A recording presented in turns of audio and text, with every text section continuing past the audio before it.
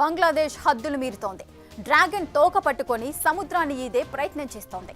భారత్ను ఉడికించడానికి రెండు దేశాలు రంగం సిద్ధం చేస్తున్నాయి. ఈశాన్య భారత్ కేంద్రంగా కుట్రలకు తెరలేపుతున్నాయి. ఈశాన్య భారతదేశంలో అనిశ్చితిని పెంచడానికి వ్యూహాలు పన్నుతున్నాయి. తాజాగా బంగ్లా చీఫ్ యూనస్ వివాదాస్పద వ్యాఖ్యలే దీనికి నిదర్శనం. భారత్లోని 7 సిస్టర్స్ రాష్ట్రాలకు తామే దిక్కంటూ యూనస్ చేసిన కామెంట్లు బంగ్లా కావరాన్ని చూపిస్తున్నాయి. ఈ పరిణామం భారత్ బంగ్లా మధ్య కొత్త వివాదానికి కారణమయ్యింది. ఇంతకీ బంగ్లాదేశ్ ప్లాన్ ఏంటి? దీని వెనుక చైనా చీప్ ట్రిక్సే కారణమా? ఆ రెండు దేశాలు భారత్ సహనాన్ని పరీక్షిస్తున్నాయా?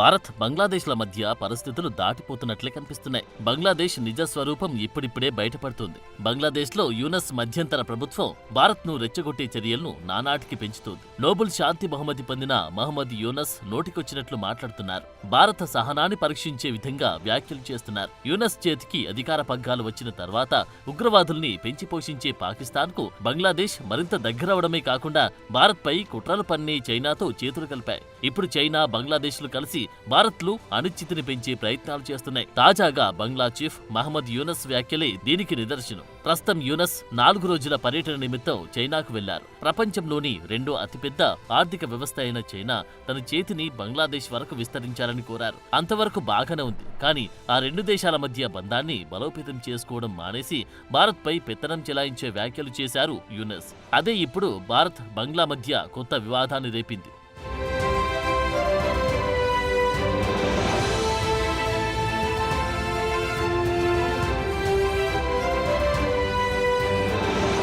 చైనా వేదికగా బంగ్లా చీఫ్ యూనస్ భారత్లోని ఈశాన్య రాష్ట్రాలపై వివాదాస్పద వ్యాఖ్యలు చేశారు. తమ దేశం చుట్టూ ఈశాన్య రాష్ట్రాలు ఉన్నాయని, వాటికి బంగాళాఖాతం తీరంగా లేదని, తాము మాత్రమే సముద్రానికి రక్షకులమని యూనస్ అధిక ప్రసంగం చేశారు. ఈ వ్యాఖ్యలు ప్రస్తుతం సోషల్ మీడియాలో వైరల్ గా మారాయి. Eastern part of India, called 7 Sisters. They are landlocked country, landlocked region of India. They have no way to reach out to the ocean. We are the only guardian of the ocean for all this region. So this opens up a huge possibility. So this could be an extension of the Chinese economy.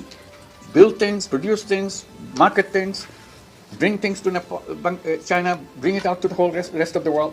That's the production house for you. So that's the opportunity we should seize and we should implement, we should get it done. Nepal has unlimited hydropower, which is a blessing. Bhutan has unlimited hydropower. That's a blessing. We can bring it to our purpose, to our setting up our factories and so on. And from Bangladesh, you can go anywhere you want because the ocean is in our backyard. So this is the opportunity that we want to take. And not necessarily it will be something you produce and sell it to the world. You can produce in Bangladesh, sell it to China too. Because it's a market which is easier, cheaper to produce it in Bangladesh, or it's easier, cheaper to produce it in China. That will be the question you'll be raising yourself. Any kind of business is okay. It could be highly technology-oriented business. It could be relocation of an entire factory. It could be assembly line businesses, whatever. So this is a challenge we can take together to make it happen. That's the story that we want to discuss with you, how to make it happen, what are the impediments on the way, what needs to be done to clear up the path so that we can work together. విన్నారుగా, భారత్లో 7 sisters గా పిలిచి 7 ఈశాన్య రాష్ట్రాలకు సముద్ర మార్గం లేదని, సముద్ర తీరమున్న బంగ్లాదేశ్ ఒక రకంగా ఈ 7 రాష్ట్రాలకు సాగర సంరక్షకుడిగా ఉందని యూనస్ వ్యాఖ్యానించారు. ఈ రాష్ట్రాలు బంగ్లాదేశ్తో భూపరివేష్టితమై ఉన్నాయి. కాగా ఈ ప్రాంతానికి సముద్ర మార్గం లేకపోవడం చైనాకు ఒక సువర్ణ అవకాశంగా అభివర్ణిస్తూ ఈ ప్రాంతం ఆధారంగా చైనా తన ఆర్థిక బలాన్ని పెంచుకోవచ్చని అన్నారు. బంగ్లాదేశ్లో వ్యాపారాన్ని విస్తరించి ఇక్కడ ఉత్పత్తులు తయారు చేసి ఈశాన్యంలో మార్కెటింగ్ చేసుకోవచ్చంటూ అసంబద్ధ సలహా ఇచ్చారు.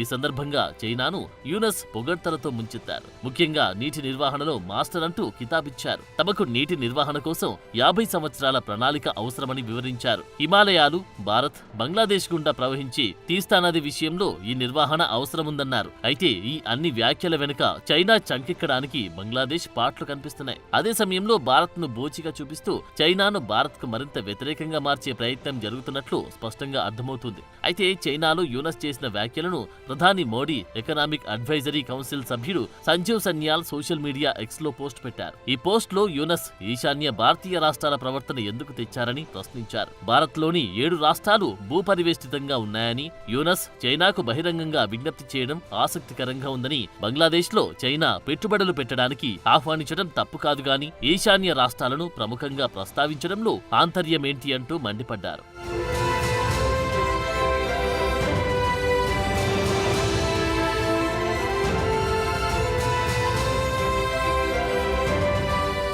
ఇక యూనస్ వ్యాఖ్యలపై ఈశాన్య రాష్ట్రాల ముఖ్యమంత్రులు కూడా మండిపడ్డారు. దేశవ్యాప్తంగా వివిధ రాజకీయ పార్టీలు తీవ్ర అభ్యంతరాన్ని వ్యక్తం చేస్తున్నాయి. అస్సాం ముఖ్యమంత్రి హిమంత బిశ్వశర్మ యూనస్ చేసిన వ్యాఖ్యలపై అభ్యంతరం వ్యక్తం చేశారు. తాత్కాలిక ప్రభుత్వ చీఫ్ యూనస్ ఈశాన్య భారత్ లోని 7 రాష్ట్రాలను భూ పరివేష్టిత రాష్ట్రాలుగా పేర్కొనడం, బంగ్లాదేశ్ ను బంగాళాఖాతానికి సంరక్షకుడిగా వ్యాఖ్యానించడం ఖండించదగినది అని ఎక్స్ వేదికగా స్పందించారు. యూనస్ చేసిన ఇటువంటి రెచ్చగొట్టే ప్రకటనలు అంత తేలికగా తీసుకోకూడదని, ఇవి లోతైన వ్యూహాత్మక పరిశీలనలు, దీర్ఘకాలిక ఎజెండాలను ప్రతిబింబిస్తాయి అని అన్నారు. అయితే త్రిపురకు చెందిన స్థానిక పార్టీ తిప్రామోతా చీఫ్ ప్రద్యోత్ దేబర్మా మాణిక్య మరింత ఘాటుగా స్పందించారు. 1947 బంగ్లాదేశ్ లోని చిట్టగాంగ్ నౌకాశ్రయం భారత్ చేతికి వచ్చినా వదిలేసుకోవడం అప్పట్లో భారత్ చేసిన తప్పు అని పేర్కొన్నారు. ఇక అస్సాం జాతీయ పరిషత్ అధ్యక్షుడు జొరహాట్ ఎంపీ లురిన్ జయోతి గొగోయ్ స్పందిస్తూ ఏ దేశ విమోచన కోసం భారత్ పోరాడిందో ఇప్పుడు అదే దేశం శత్రుదేశంతో చేతులు కలపడం దారుణమన్నారు. భారత విదేశాంగ విధానం ఈ స్థాయికి దిగజారడం శోచనీయమని వ్యాఖ్యానించారు.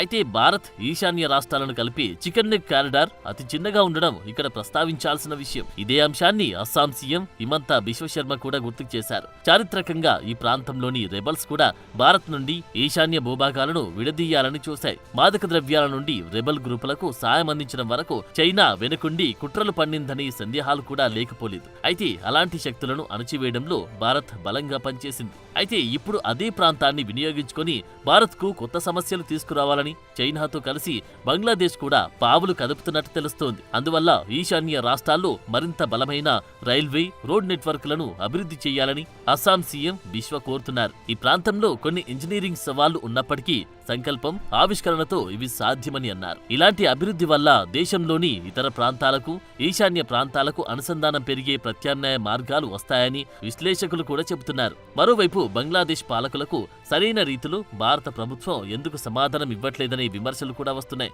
ఈ విషయంలో మోడీ సర్కార్ చేస్తున్న జాప్యాన్ని కూడా చాలా మంది తప్పుపడుతున్నారు.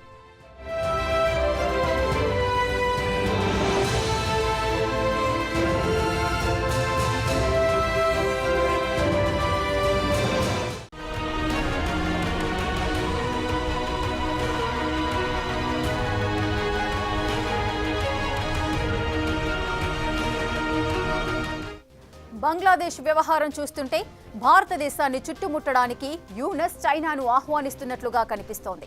నిజానికి ఈ పరిస్థితి ఈశాన్య రాష్ట్రాల భద్రతకు చాలా ప్రమాదకరం.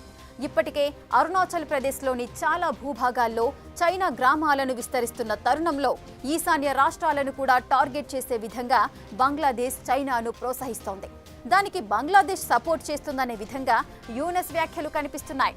ఇంత తెగించిన యూనస్ ప్లాన్ ఏంటి? ఈ వివాదం ముదిరితే ఎక్కడికి దారితీస్తుంది?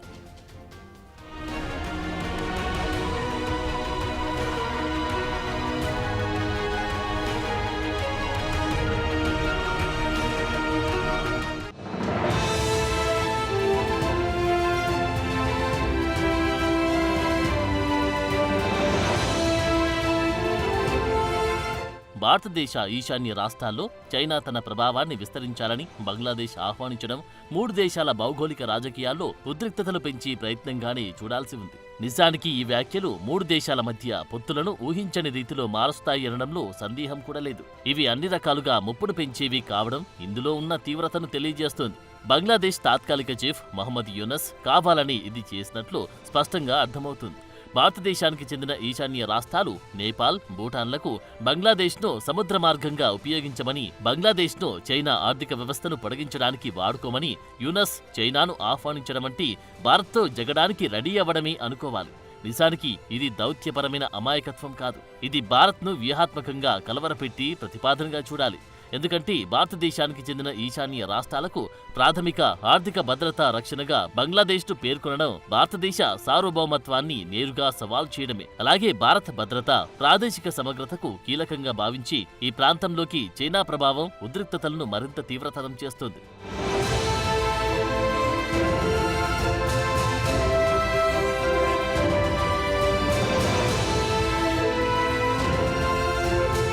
ఇక్కడ మొహమ్మద్ యూనస్ భౌగోళిక పరిస్థితులను ఆయుధంగా ఉపయోగించుకున్నారు. మేమే సంరక్షకులం అనే పదం నియంత్రణ, షరతులతో కూడిన యాక్సెస్తో పాటు బంగ్లాదేశ్ పరపతిని కూడా సూచిస్తుంది. ఒకప్పుడు బంగాళాఖాతంలో భారత్కు వ్యూహాత్మక జూనియర్ భాగస్వామిగా బంగ్లాదేశ్ ఉండేది. అయితే ఇప్పుడు భారత్ ప్రధాన భూభాగానికి, భారత్ తూర్పు సరిహద్దుకు మధ్య ద్వార పాలకుడిగా బంగ్లాదేశ్ తనను తాను నిలబెట్టుకోవాలని చూస్తుంది.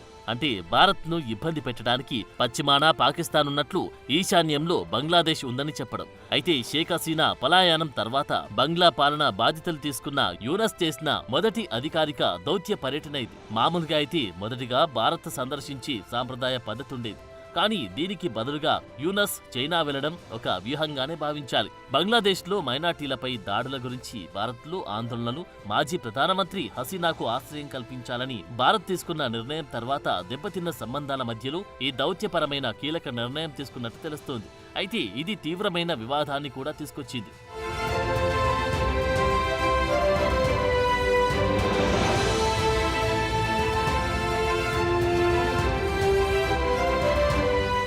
నిజానికి యూనస్ వ్యాఖ్యల్లో ప్రధానమైనది చికెన్ నెక్. ఇరుకైన ప్రదేశంలో కేవలం 22 కిలోమీటర్ల వెడల్పు ఉన్న ఈ సిలిగురి కారిడార్ ఇరుకైన భూభాగం. భారత్లోని ఈశాన్య రాష్ట్రాలను దేశంలోని మిగిలిన ప్రాంతాలకు కలిపే ప్రాంతం. ఇది చాలా కాలంగా భారత భద్రతా ప్రణాళికలను ఆందోళనకు గురి చేస్తున్న వ్యూహాత్మక ప్రాంతం. ఈ ప్రాంతంలో విదేశీ ప్రభావం, ముఖ్యంగా చైనా ప్రభావం ఉందనే సూచన న్యూఢిల్లీలో తక్షణ భద్రతా సమస్యలకు కారణమవుతుంది. చైనా ఇప్పటికీ అరుణాచల్ ప్రదేశ్లోని కొన్ని ప్రాంతాలను దక్షిణ టిబెట్ గా పేర్కొంది. అలాగే సరిహద్దు వెంట మౌలిక సదుపాయాలు కూడా నిర్మిస్తోంది. ఈ నేపథ్యంలో బంగ్లాదేశ్ ద్వారా ఈ సున్నితమైన ప్రాంతంలోకి చైనా ఎంట్రీ వ్యూహాత్మక భయాల మధ్య భారతీయ ఆందోళనకు కారణమవుతుంది.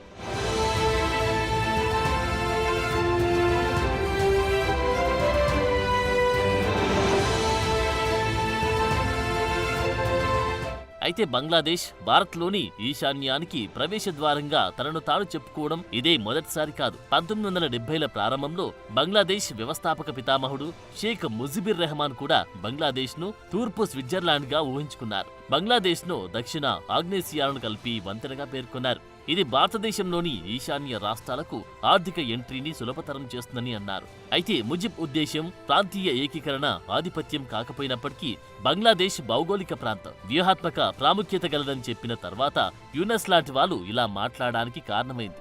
1980లలో భారత్లోని అస్సాంలో అక్రమ వలసలపై తీవ్ర అశాంతి చెలరేగింది. ఈ సమయంలో గ్రేటర్ బంగ్లాదేశ్ సిద్ధాంతం ఆందోళనకు కారణమైంది. బంగ్లాదేశ్ అధికారికంగా అలాంటి అభిప్రాయాలు తిరస్కరించినప్పటికీ భారత్లో భయం మాత్రం అలాగే ఉంది. ఇది వలస వ్యతిరేక అస్సాం ఉద్యమానికి ఆజ్యం పోసింది. ఈ అనుమానం ఇప్పుడు యూనస్ వ్యాఖ్యలతో మరింత ఎక్కువైంది.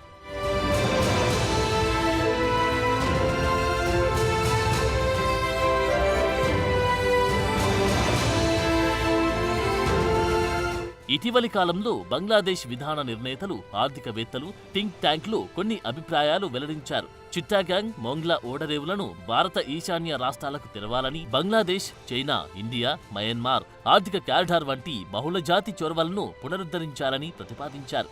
అలాగే తరచుగా ఈశాన్య ప్రాంతాన్ని బంగ్లాదేశ్ చర్చలో సహజ అంతర్భాగమని పిలవడం మొదలుపెట్టారు. అయితే ఇది భౌగోళిక సమానత్వాన్ని నొక్కి చెబుతున్నప్పటికీ సరిహద్దు దాటి అర్థం చేసుకున్నప్పుడు వ్యూహాత్మక చిక్కులను స్పష్టంగా చూపిస్తుంది. అందుకే ఇప్పుడు యూనస్ వ్యాఖ్యలపై భారత రాజకీయ భద్రతా వ్యవస్థలు మండిపడుతున్నాయి. బంగాళాఖాతంలోకి ఈశాన్య ప్రాంతం నుండి ప్రవేశించడానికి సంబంధించి భారత్ బంగ్లాదేశ్ మధ్య ఇప్పటికీ అధికారిక ఒప్పందాలు ఉన్నాయని పేర్కొన్నారు. అయితే Bay of Bengal initiative for multi sectoral technical and economic cooperation కూటమి సమావేశానికి తదుపరి అధ్యక్ష పదవిని బంగ్లాదేశ్ చేపట్టనుంది. అలాంటి సమయంలో యూనస్ వ్యాఖ్యలు ప్రాంతీయ రాజకీయాల్లో ఆందోళనకు కారణమయ్యే ఛాన్స్ ఉంది.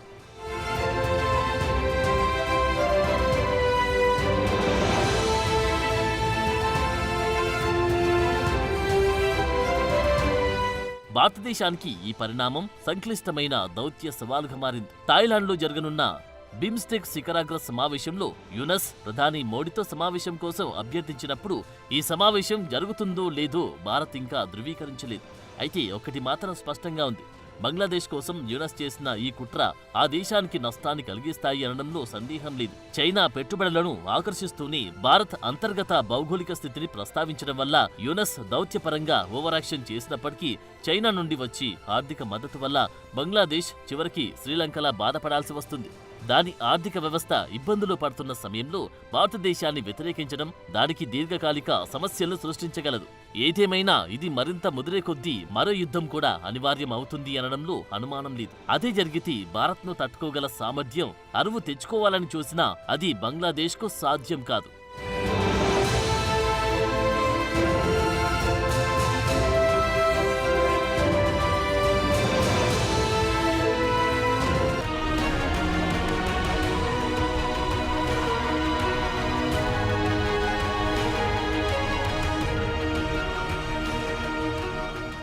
యూనస్ చేసిన ఒక్క ప్రకటన దక్షిణాసియా భౌగోళిక రాజకీయాలలో మార్పులకు అద్దం పడుతోంది. హసీనా తర్వాత బంగ్లాదేశ్ వైఖరిలో వస్తున్న తేడా, భారత్ తన ప్రాంతీయ విధానాన్ని మార్చుతున్న తీరు, విస్తరిస్తున్న చైనా ప్రభావం అన్నీ కలిసి ఈ ప్రాంతంలో వ్యూహాత్మక పరిస్థితిని తిరిగి నిర్మించే అవసరాన్ని తెలియజేస్తోంది. అలాగే యూనస్ వ్యాఖ్యల ప్రభావం రాబోయే సంవత్సరాల్లో ఈ ప్రాంతంలో స్పష్టంగా కనిపించనుంది. For more videos like this, subscribe Big TV channel.